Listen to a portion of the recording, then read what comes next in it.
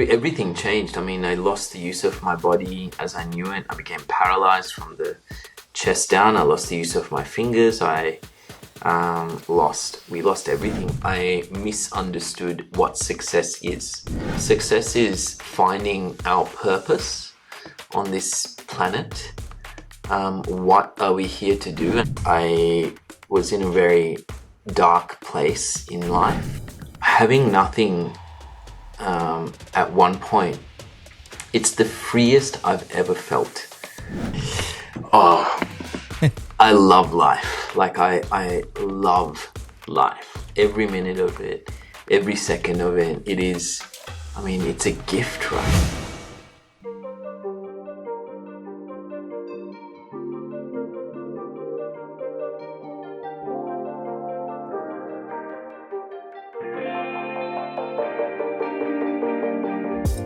All right, welcome back to the Quest for Success podcast, and thanks so much for tuning in once again. Today, I know I say this most weeks, but I am so incredibly excited for today's guest because today on the show we have Dinesh Palipana, and he is a man of many, many talents. There's so many things to list here. He's a doctor, he's a lawyer, he is a researcher, he's a disability advocate, and he's also the 2021 Queensland Australian of the Year.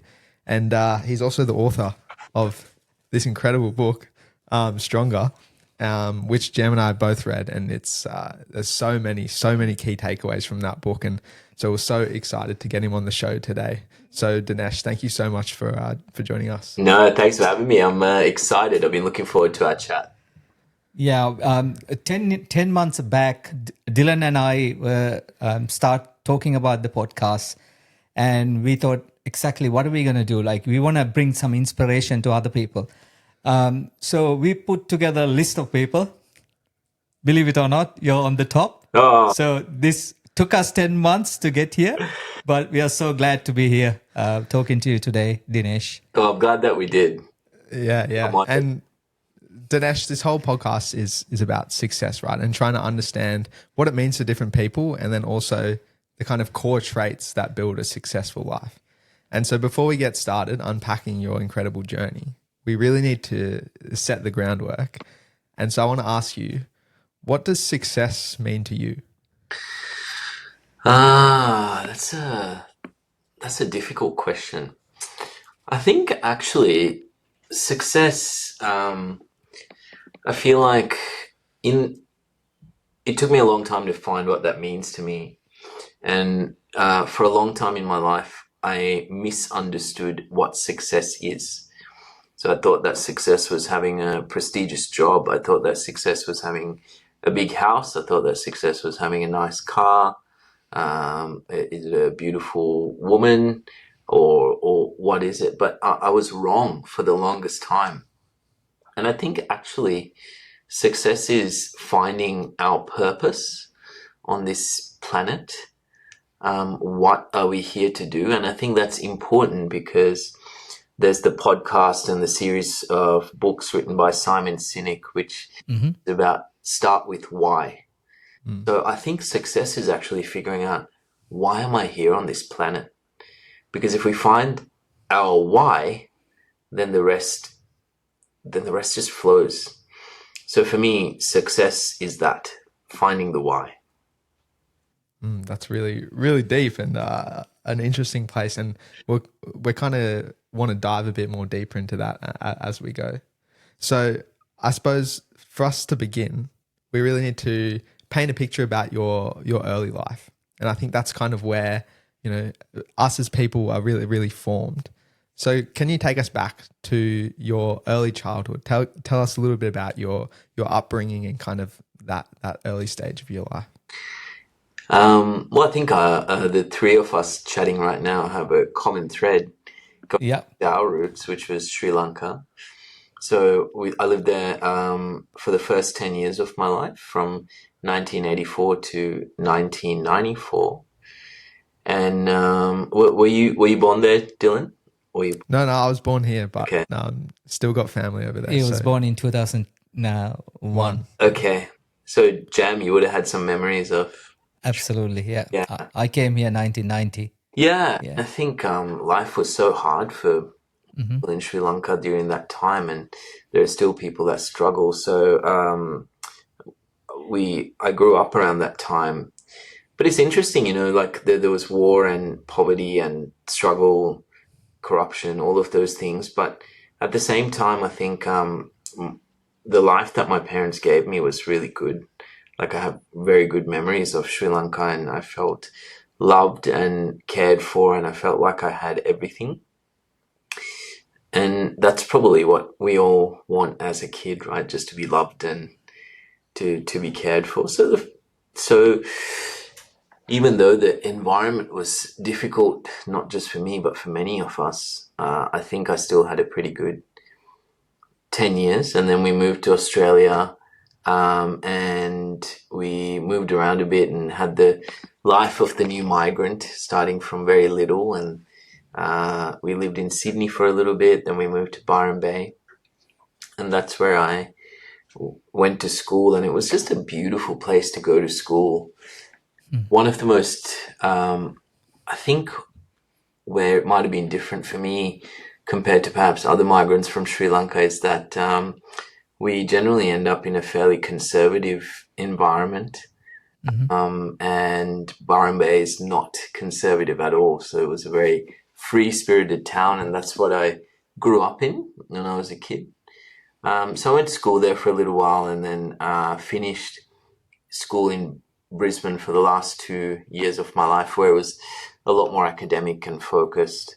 So I think that was the first 18 years. That's how I became a man. Dinesh, you became a lawyer first, and then you decided to change that into a doctor. Why is that? What made you decide? So I think that's where this conversation about what is success is important, because those days I didn't really know what I was passionate about or what my why was. And so I associated success with a lot of different things, like a good income and a nice car and a nice house, and law was a means to get that, those days anyway. So I just thought it's a good job. It was prestigious, and I thought that, so I wasn't really passionate about it at the time. So I went to law school, and then I think one of the things about, I suppose, not knowing what our passions are is, and chasing the wrong things in life, like money and status and materialistic things, is, I feel like it's a really slippery slope. So I fell into a bit of a spiral, and then I became depressed. And then I was in a very dark place in life. And again, I guess we're talking about threads from Sri Lanka. The doctor who was from Sri Lanka that I happened to start seeing to help with the depression, and he inspired me to become a doctor myself, because I saw what he did for me in that time, and I thought, man, this is really something meaningful, the ability to heal someone. So that has actually become very purposeful for me, and that's why I became a doctor. I was just going to follow up on that, because there's a beautiful quote in the book. When you don't have a well-developed sense of self, it's natural to follow the flow of people around you. And I think that ties into exactly that point. The society is so big on, money, fast cars, getting all the material things. But it sounds like there was a transition period there where you kind of realized, hey, that's maybe not it. And it was more about purpose. Yeah, and it's tricky, right? So even now, even today, I turned 40 last year, but I still have friends and colleagues, and I know people who feel that success is buying the house, having the car, being married, having kids, like what we're expected to do of society. And so there have been a bunch of people who've hit this 40-year-old milestone, who have done all these things, or who have started doing all these things. But I think then they go, oh, now what? Now what do I do for the next next 40 years of my life? And then they realize, actually, I'm in a job that I hate. I'm in a marriage that I'm not happy in. I live in a house that I don't like, and I don't feel successful. So I think it's a very very tricky thing to navigate, but that's the flow of society. That's what we live in, right? So I think we've got to be careful about what we associate success with. And do you think it took that dark time, like that depressive episode, for you to find that meaning? Like you had to go through the really tough time before you got to appreciate what's on the other side? Yeah, yes. But one of the interesting things about depression is that you ruminate a lot on death. And I was thinking a lot about death at the time, because it's a very, like, depression is a very, it's a negative experience, right? But I think depression, like, is a good thing in a way. I read a book recently which talks about depression, and it said actually maybe it happens to people for a reason, for us to start thinking differently.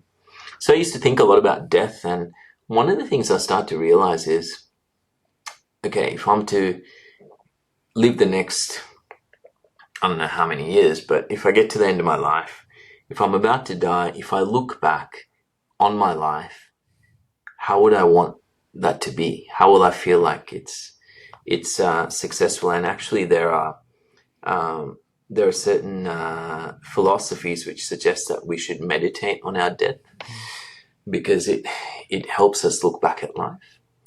And so it was a really useful thing for me. And then I realized, man, I'm not gonna care about all this junk that I've had. I'm actually going to care about whether I've left this world a better place, whether I've made a positive impact on someone.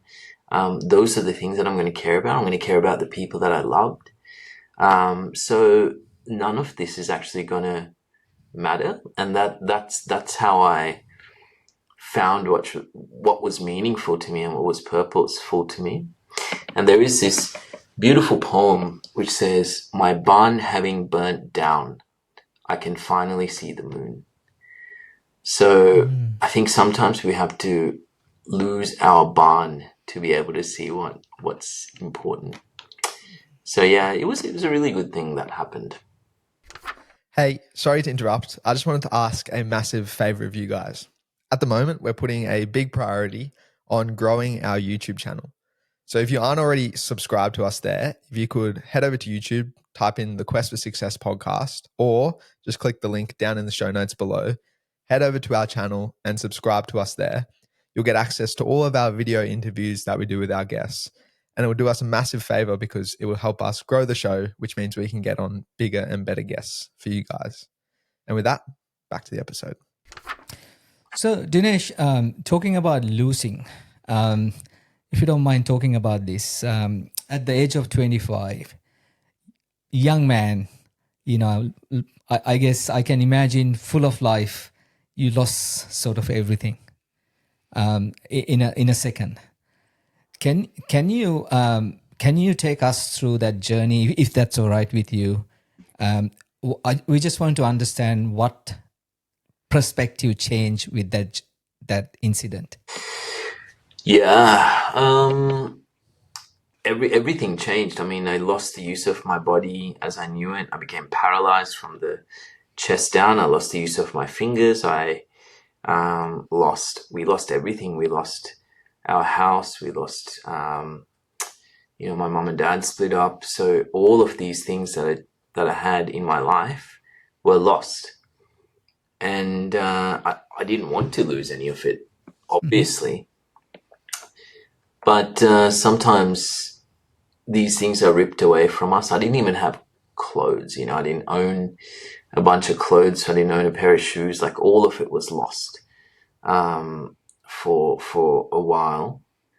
So it was hard, and it was so hard because I also was in the hospital for 8 months, and in those 8 months I used to watch my friends get on with their lives. Some of them got married, some of them graduated from university, some of them were buying houses and And I was like, it was so hard. So losing everything is not easy. It was the hardest experience that I've ever had to go through. But actually, after a couple of years, after this happened, having nothing at one point, it's the freest I've ever felt, because and we grew up in a country that I think the percentage is like 60% Buddhist, right? So there's a large Sri Lanka, more than yeah. that probably. Yeah. So in Buddhism, Buddha teaches you that attachment is the way to suffering. Yeah. And so we're attached to all this stuff. We're attached to, and I thought about it, right? I thought about it at that point. I'm like, okay, I was attached to my car, but then I was thinking about, okay, got to service my car, got to keep it clean, got to make the repayments, got to fill it up. And I was attached to my apartment at the time. And so, okay, got to vacuum clean it, got to keep the furniture clean, got to pay the bills. I was attached to my clothes. I was attached to all these things. But then I lost it all. And suddenly I had nothing to worry about. There was no petrol, there was no rent, there was no nothing. And so you're free. Like, I was so free. So it was very hard to let go of that, because it's attachment, right? And attachment is a painful thing. But if we can get to the point where it's cut, or as in my case, it was ripped away from me, eventually I felt so free. And when I got to that point where I was not attached to anything except for my mum, to be honest, when I was not attached to anything, that was the opportunity to rebuild myself. And I promised that I would become a better man. So that's what that journey was like. And you know, you were in a car accident, which was no fault of your own, right? You hit an oil slick, and just like that, your life changed. I was reflecting on that, and I was trying to think like how I would feel in that situation. And I just kept thinking, did you ever feel like, why me? Nah, I mean, I didn't, because we've seen things in our lives. I'm sure, Jam, you've seen violence in Sri Lanka, you've seen poverty, we've seen death during the war. I've seen things, and thinking back to those things, I'm like, well, I mean, there have been a lot of people that have lost their lives or limbs or loved ones over the years, and people still do, right? All you have to do is look at the Middle East or Ukraine, or all sorts, like some parts of Africa. And so I don't know, I had an accident in Australia where an ambulance was there in a few minutes. And so all things considered, I think I'm a lot luckier than many people still. So no, I never thought, why me? That's amazing to look at that way, Dinesh. I know you explained that very clearly, your detail of the accident in your book. I don't want to go through that detail again and talk about it, but it's kind of it's still, 25-year-old. I remember me, I mean, this is way back, many decades ago, 25-year-old, losing small thing. I had an accident and I lost my front teeth. That was a big deal for me. Like, I was just going out with this girl and, losing front teeth, right? Like, it was a big deal for me. Like, I didn't want to go out. I feel like I don't want to live anymore, right? Were you in any stage that kind of a feeling? No, and I think on that point, like, for everyone, well, we're like a world within each of us, and I think for everyone, like, losing a tooth is a big deal for someone, and breaking a limb is a big deal for someone, getting a cut is a big deal for someone. So I think each of us, we have problems that are a world in. Yep. And like, it was the hardest thing I've ever had to do. So it was so hard laying in hospital bed paralyzed. It was so hard coming back from it. But I think I just I kept going, like, and some days it was just like, yes, this is hard, and but I'm just going to keep moving, and I don't know where, but I'll just keep moving. And after the accident, you went back to Sri Lanka. Any particular reason that you went back and stay there for a while?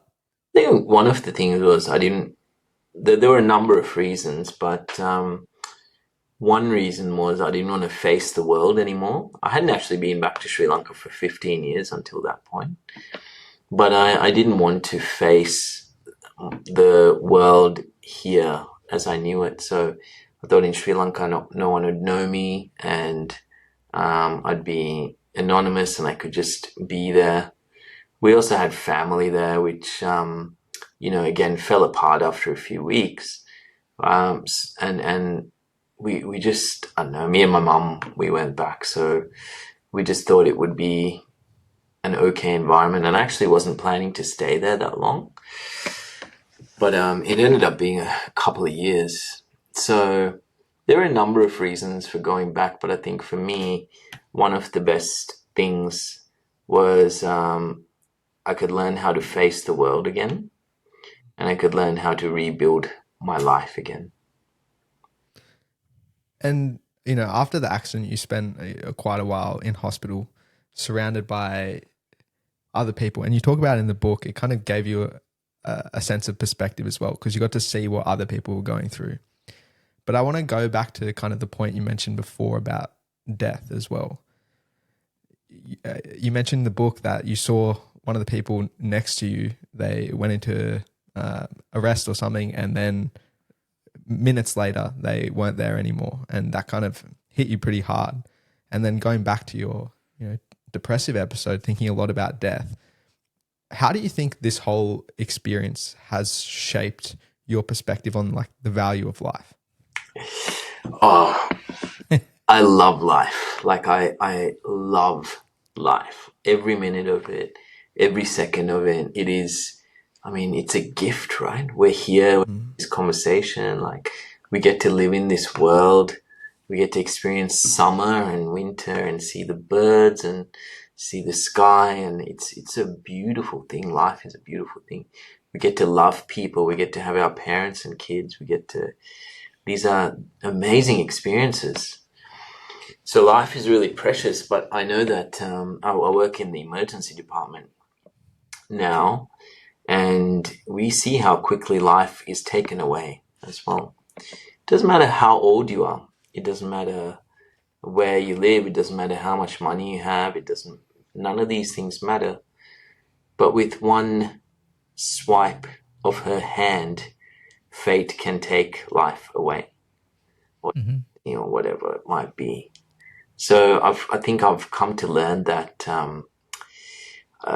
there's a sense of urgency to make the most of every day. Mm-hmm. And as part of that, it's about being present, right? But what I find, especially within myself and our generation, being exposed to so much social media, it's like we're caught up in the what could be. Do you have any tips on kind of being more present? Yeah, many. So I was reading one of the authors that I really admire is Ryan Holiday, who's written a series of books on Stoicism, and they have titles like Ego is the Enemy, The Obstacle is the Way, Discipline is Destiny, Right Thing Right Now. So all these things have a place in my heart.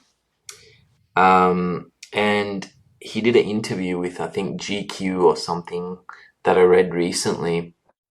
And they said, so what's next for you? What's your goal? And he said, I've come to learn that there's no point having a goal, so I just do. And I think I thought back to my own life. So one of my closest friends, we went to school together. We're still friends today. And I'm the godfather to his daughter. So we've known each other for 20-something years now. And I remember when I was applying to get into medical school, so I was past the exams and all this stuff, and I was getting ready for the interview. And my friend was quite a philosophical guy, and he has a lot of ideas around philosophy and things. So we were chatting one day about how I'd approach this interview and this journey to get into medical school. And he said, okay, what you've got to do is you got to have this goal. You want to get into medical school, and I want you to picture it in your head that you've got into medical school, that you're there and you're happy and all this stuff. And he said, I want you to put it into a balloon, and then I want you to picture it above your head. You're holding it with a string. And now I want you to let the string go and watch the balloon float away. And it just taught me something, I think, I guess we got to have a direction sometimes about where we're heading. We might have something we want to do. But then we have that and we just let that go. And then we just start being present and doing the steps towards it. So I think, yes, you can have a direction, but just do and be here right now. We're so attached to our screens, right? I think it's horrifying watching what's happening. Like I've got friends now, and I look over sometimes and just scrolling through, like it doesn't even last a couple of seconds, and they scroll to the next thing. And if you ask someone, what did you see in the last 15 minutes? They can't tell you, right? So Yeah.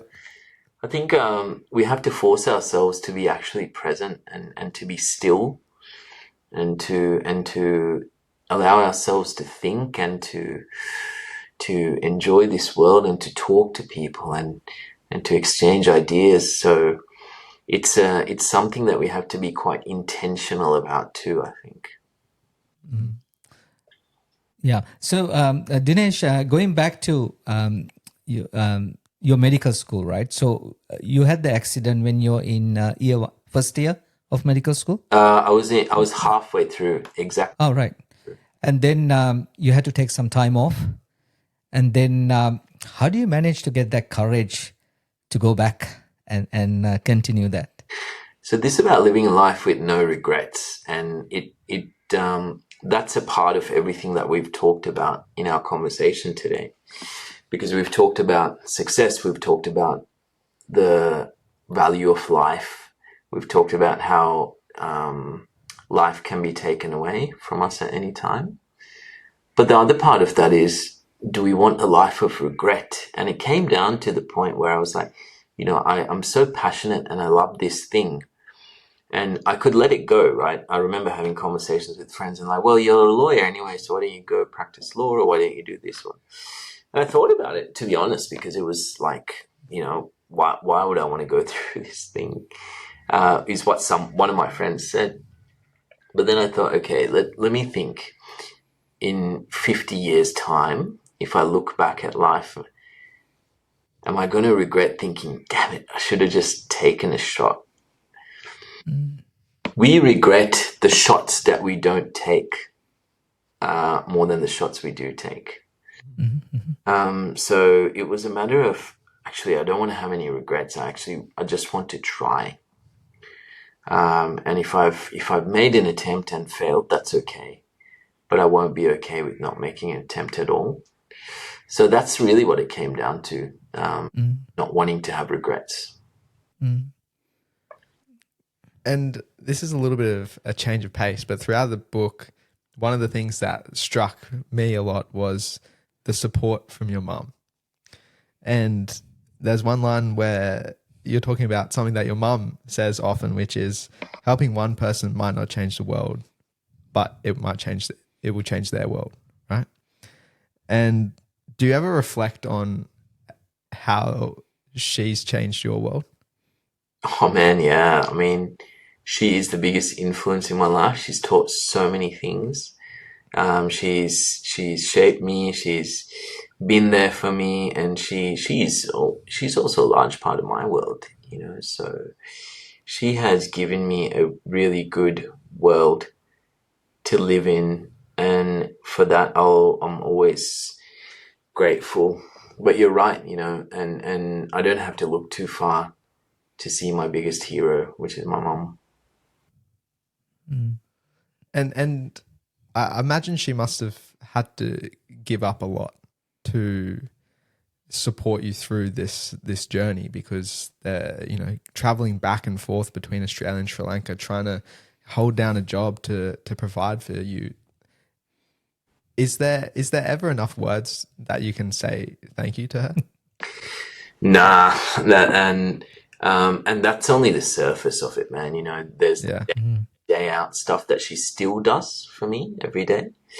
And we've been on this journey. Like, I've been her son for 40 years, and there hasn't been a day where my mom has not done something for me or been there for me. So that kind of love and dedication is just so rare in this world today.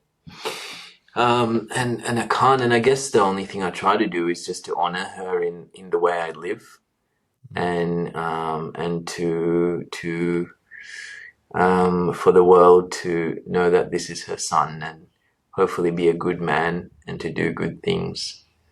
But I try, and that book is actually dedicated to her.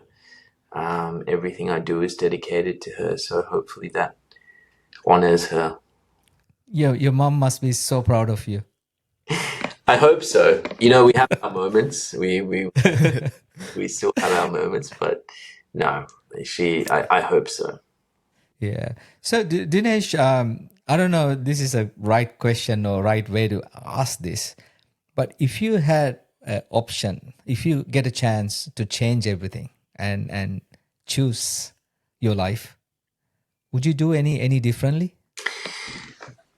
Yeah, Jam, when this first happened, if you asked me this question like a week later or a few months later or maybe even a year or two later, if you said, do you want to have your old life back? I would have said yes, and I would have done anything to have my old life back.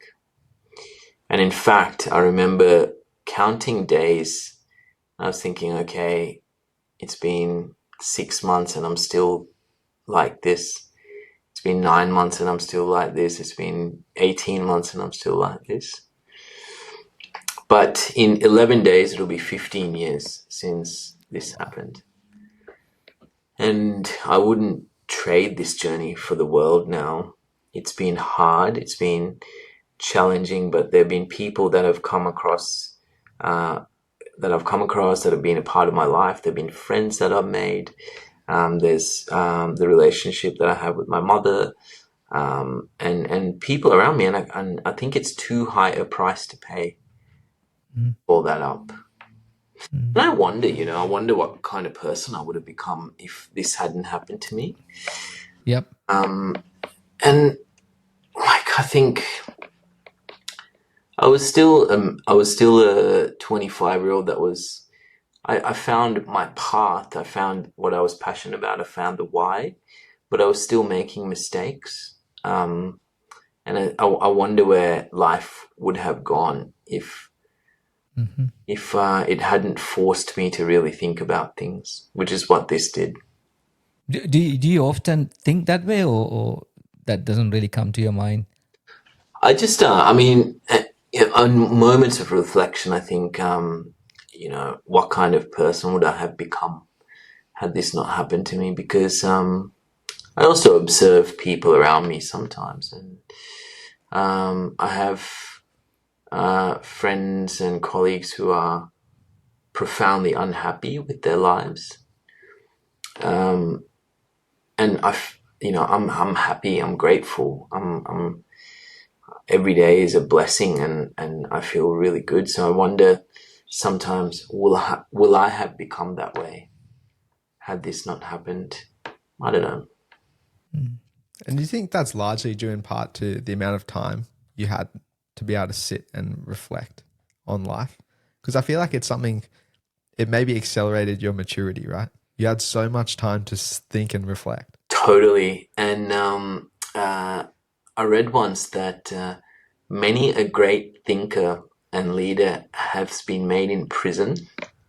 So one of the people that they mentioned was Malcolm X, who in this particular book, I actually think it was one of the Ryan Holiday books, I don't remember exactly, but he says that Malcolm X was like he was almost a criminal before he went to jail, like a thug.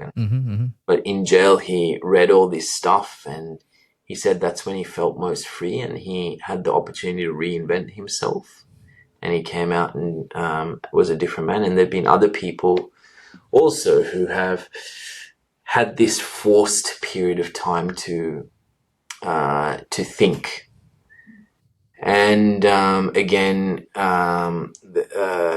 it's been said that sometimes we have to go out into the wilderness and be still to learn. I mean, philosophically, right? That's why some people go on treks and go to. I have a friend actually. He was he was getting into drugs, and he was spiraling out of control. And he said he realized he was spiraling out of control, so he went away to Nepal, and he spent a year building schools there and just living a very basic life. And then he found himself, and he came back and he started studying law, and now he's a lawyer. But I think we need to go through these periods in the so-called wilderness to find ourselves. And there were so many days and hours when I was just laying there staring at the ceiling or staring out the window with nothing except my mind. So it's a good time to take stock of life and think about the man that I wanted to be in. And one of my favorite books is The Count of Monte Cristo. And I think it's if our listeners don't know the story, it's about a man who was starting to have everything, and he was about to get married, and he was becoming successful. But then some of his friends framed him for a crime, and he was imprisoned on this island for a number of years. And on this island, he met a priest who was a prisoner as well. And the priest and him used to talk all the time, and he sort of became this different man. And they started digging a tunnel to escape the prison. And the priest, he started to die before they could escape, but the priest told him where a treasure is. So he escapes, finds this treasure, comes back and reinvents himself as the Count of Monte Cristo. So I really like that whole idea that, these times can give us the opportunity to reinvent ourselves and come out better. That's what I promised to do for myself, to come out a better man. Amazing. And throughout that time, you mentioned quite a few times, your friends. In the book, you talk a lot about how those relationships changed and how people who you thought were, your really good friends, after the incident, the relationship with them changed or degraded. Sometimes people just stopped replying and didn't really want to know you. How did that feel? It was really hard because there were some people that were really close to me, or I thought were really close, that fell away. They started treating me a bit differently, like a bit lesser as well. And especially when I came back to medical school and some of my friends were more senior, they treated me differently as well. But, now that whole dynamic has completely changed again. And it's just interesting how people fluctuate during the years when you have nothing to when you've come back to having a life. But the thing that I have really valued and appreciated are the friends that have just been a constant throughout that time. And there aren't many. I could probably say that there are just a few. You can count on two hands at the most, maybe one hand. And I think that, I just love them so much, and I'll do anything for them. And I guess it's taught me about loyalty as well, loyalty. So, yeah, but it was so challenging to see that, and it's hurtful, it was painful, but maybe that's human nature sometimes. And it was even the case with some of your family members when you were back in Sri Lanka trying to take advantage of the situation. Do you hold any resent for those people? There are family members that we've lost contact with after all that kind of stuff.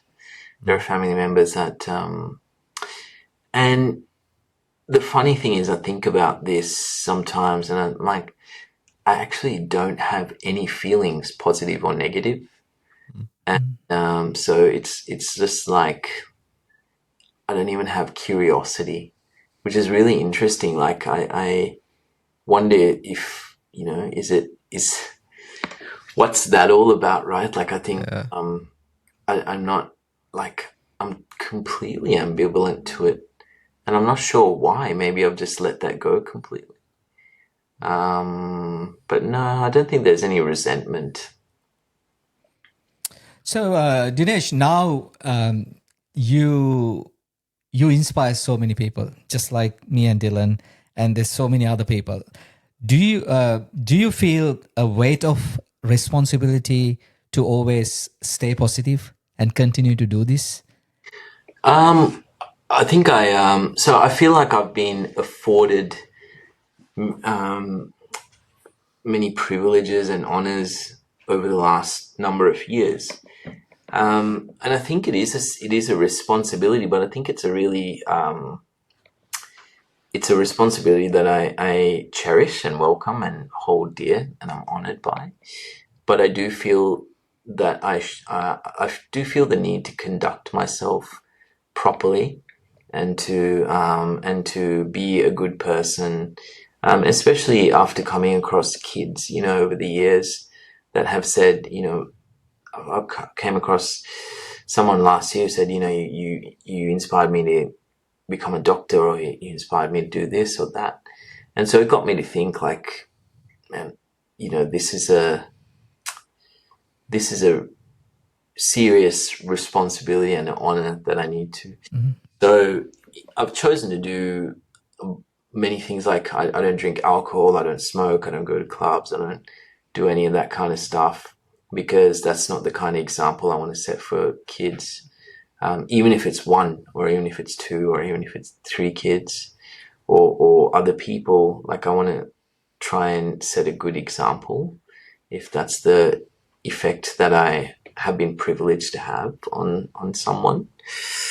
So yeah, I do try to conduct myself with that in mind all the time, with integrity, and to treat people well. But I think it's a privilege. Mm-hmm. Do you have any off days? I think when you're doing things that you love, like there's no. So this is another thing I think about now.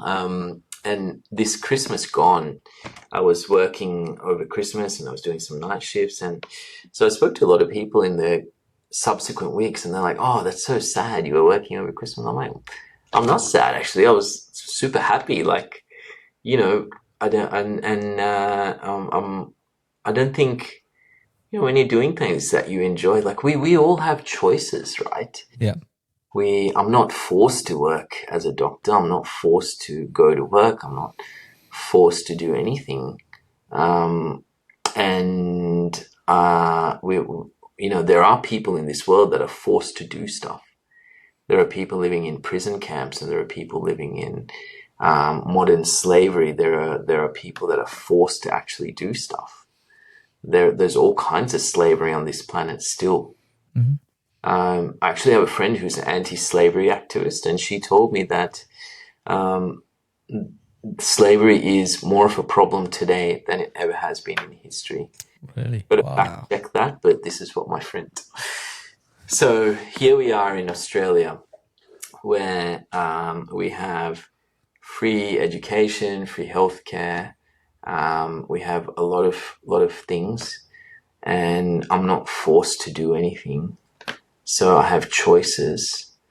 So what if I think I choose to do things that I enjoy, and again, I'm lucky to be able to do that. But it may take a lot of your energy, right? Like, I mean, you're doing so many different things. I mean, we talk to many people and we mention about your name. Even Dylan's mom, my wife, Michelle, and she's a special ed teacher for last 30 years. And she said, "Oh, I would love to have Dinesh come and talk to my kids, right?" Oh. So, I mean, that's what I'm saying. Like everybody. I mean, we've been kind of talking to you, trying to get you to our podcast. Like, I'm sure there's so much demand, right? Like, it just exhausts you in some capacity, right? I feel it's the opposite, actually. It energizes me. Oh wow. So, Okay. yeah, and like there are some, if I want to have a day, like there'll be some days every few weeks where I just sleep and catch up Yep. on whatever. But no, I feel so lucky to be in this position in life.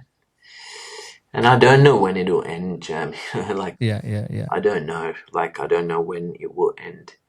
And so, I think I want to just make the most of that time. I don't know how much time any of us have left. Absolutely. Yeah. You got to enjoy the ride. Yeah, so I wonder, right? Like when I get to that point, if I die tomorrow, it's going to be okay. Well, I spent this afternoon sleeping, or I had a chat with them. Like easy choice, isn't it? So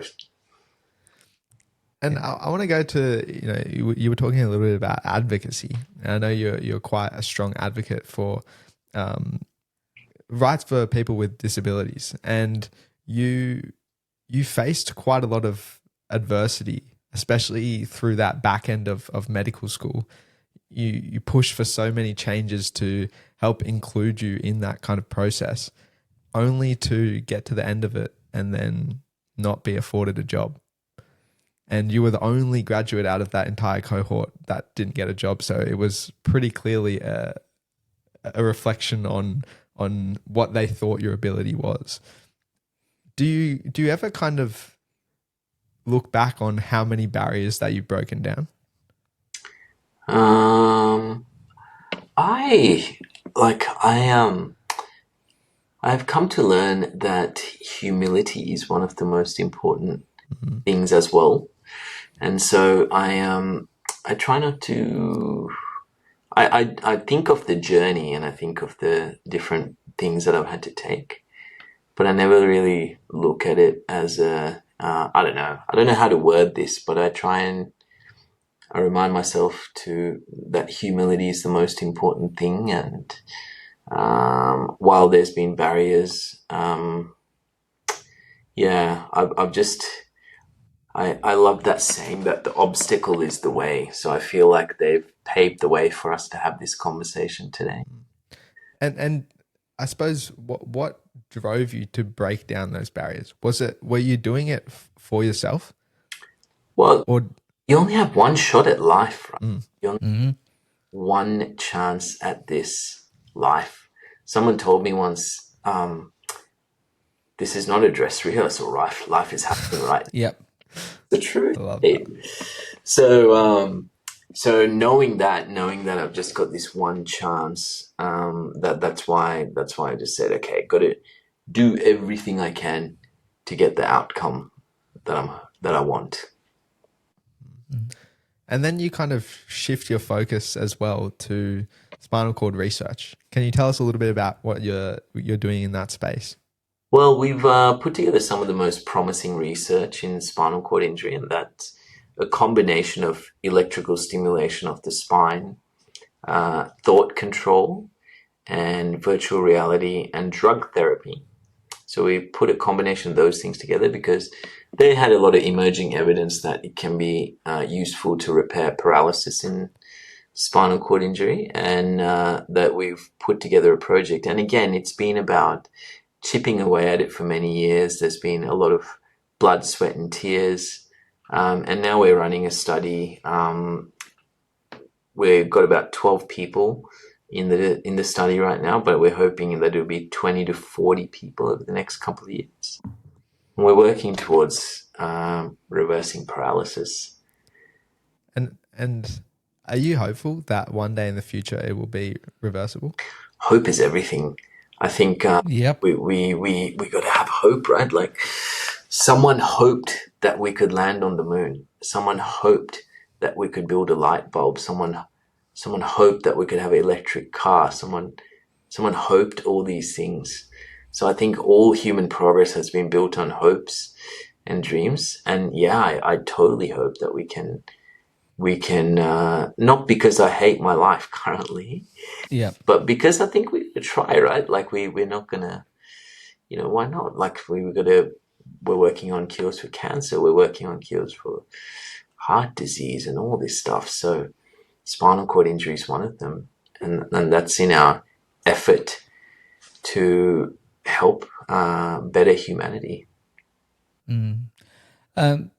Dinesh, there's a one other common thing between you and me, between us, is we both went to Harvard, right? And you went few years back, and it's important that I share this because so many of my friends, Harvard mates, are listening to this podcast.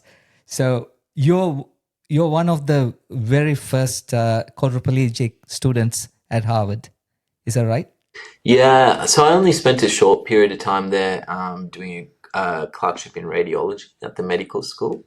But yeah, they told me that I was the first person with quadriplegia to attend as a visiting medical student.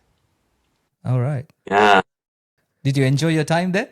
was incredible. I mean, it's so intellectually stimulating. It's so collaborative, and it's mind blowing. And there's so much history, and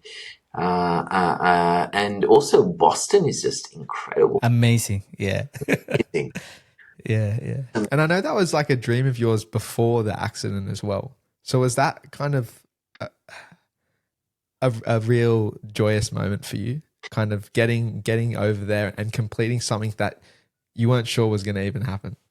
Yeah, but it was also scary. Like, and I didn't know how travel would work out with the spinal cord injury with my mom. So it was really scary. But no, it worked out really, really well. And it was so special. Actually, talking about it just brings back some of the feelings from that time. It was so good. Yeah.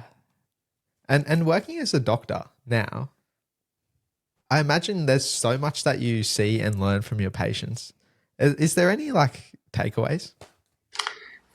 Again, I think it's to remember that in our interactions with human beings, because I feel like working in the emergency department is a window into society at any given time.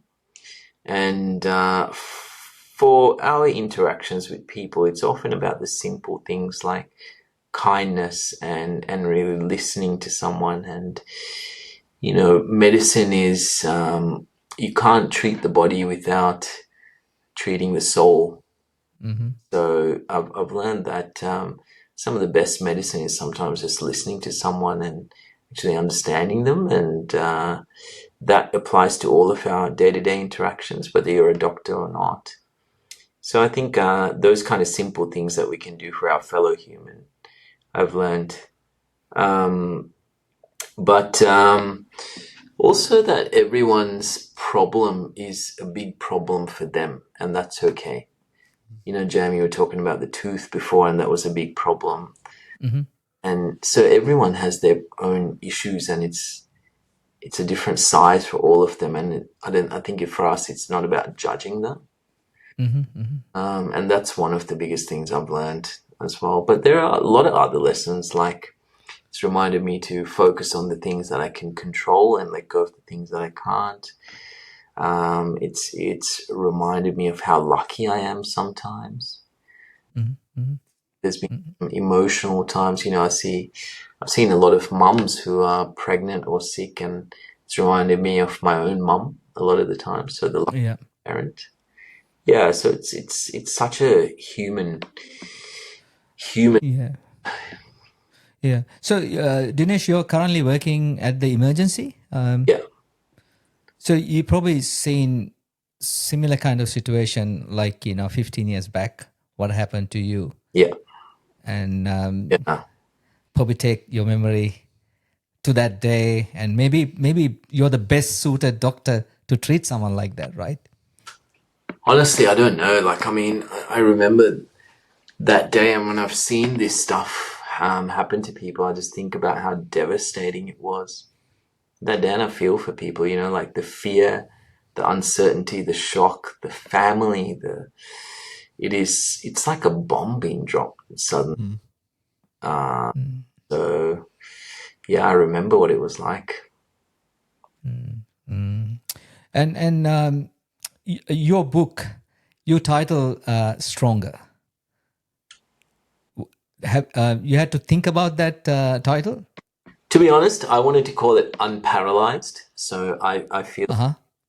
because that's how I feel my life, and I feel like, I don't know if I feel like I've become unparalysed rather than paralysed. But the publisher thought that that was a too complex and abstract title, and they pitched Stronger to me out of many other options, and I thought, okay, let's go with Stronger then. It's more simpler, right? And do you believe you're much stronger now? Totally, yeah, Yeah, yeah. yeah. In the mind, definitely. Yeah, in many ways. And talking about purpose, Dinesh, you know, when you read that book, you know, even us feel very strong. So you actually given us a purpose, you know, like, you know, reading through, you know, this is why I'm telling you, you're such an inspiration to all of us. And something that I forgot to mention, you know, Naomi, which is the Dylan's sister and my daughter, she's actually a doctor as well, GP. And so she went to medical school, and you came and did a talk to the medical students. This is probably about 8 years back.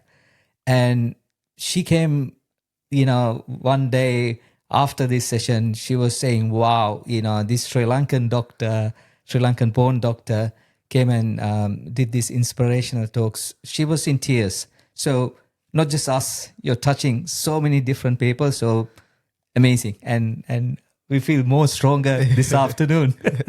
Thanks. Talking to you. Yeah. And I suppose, Dinesh, looking back on your journey, do you feel successful given that your definition of success was about finding purpose? Do I feel successful? Man, that's a tough question too. I hope that I never feel successful, because I think success is I think life is the pursuit of excellence. Mm-hmm. I think the life is the pursuit of becoming better, and the moment that I feel successful, I fear that I might stop. So I hope that I never feel successful. Yeah, that's a That's very very interesting take on it. Yeah, yeah. But I agree. And Dinesh, this has been an incredibly insightful conversation, and I'm sure we could talk for hours on end. And we should, right? Yeah, at some point we will. We will. But throughout our conversation, I've been trying to jot down some of the key traits which I think have led to your successful life, at least from my perspective. And I'd like to share them with you. The first one is you're an incredibly deep thinker. I feel like half of this conversation, I was thinking about philosophy, and it was very like a deep and well-rooted conversation. And it's clearly come from, you do a lot of introspection, you do a lot of thinking, and you've really framed your viewpoint, and you're very clear in your beliefs. And I think that's a really important thing, because it stops you from being shifted by outside noise. Essentially, you know what you believe. The second one is you don't take things for granted. And I think, given your experience, that it makes a lot of sense, but it would have also been easy to kind of give up. And so the fact that you don't take this kind of second opportunity that you've been given for granted, and you're going on and doing all of these exceptional things and inspiring others, I think is an incredible characteristic. The next one is you're an incredible communicator. Like, whether it's through the book or the conversation we've had today, you're so good at storytelling and getting a point across very succinctly. And it's something I admire a lot about you, and something we're trying to improve on as well. And then the second last one is humility. You mentioned it yourself. You try not to bask in the spotlight too much. And I think, being such an inspiration to a lot of people, it would be very easy to kind of soak in the glory and try and use it maybe for your benefit. But you're very humble and have that humility to kind of take a step back and do things for the greater good, not just for yourself. And then the last one is positivity. And that smile hasn't wiped off your face this entire conversation. And, given what you've been through there, I imagine for most people it would have been quite hard to stay positive, but you have, and it's infectious, let me tell you that. Yeah, add to that list. I mean, we can go on and on, Dinesh, but your courage, man, that's amazing. Like, we all go through ups and downs, regardless of our situations, right? Having that courage and lift your game again and go again, and, doing things, whether the world's, how the world see you it's really don't really care, right? You just keep moving forward and doing things, you love and creating impact. That's amazing. And thank you so much for this conversation with us. We really enjoyed it. Like, we can't believe we went over our having this conversation, but feel like, it's flown by. Yeah, it's awesome. Thank you so much. I'm honored. Thanks for the chat, and I really enjoyed it. You guys are amazing. Yeah. Thanks, Dinesh. And on that note, we'll wrap up there. If you've enjoyed today's episode, it would be incredible if you could like, subscribe, or follow us on whichever platform you're listening to this on right now. And if you want to see more inspiring content, you can see all of our episodes over at our website, thequestforsuccesspodcast.com. And with that, we'll catch you guys in the next episode. Thanks for listening. Thank you, Dinesh. Ooh, thank you.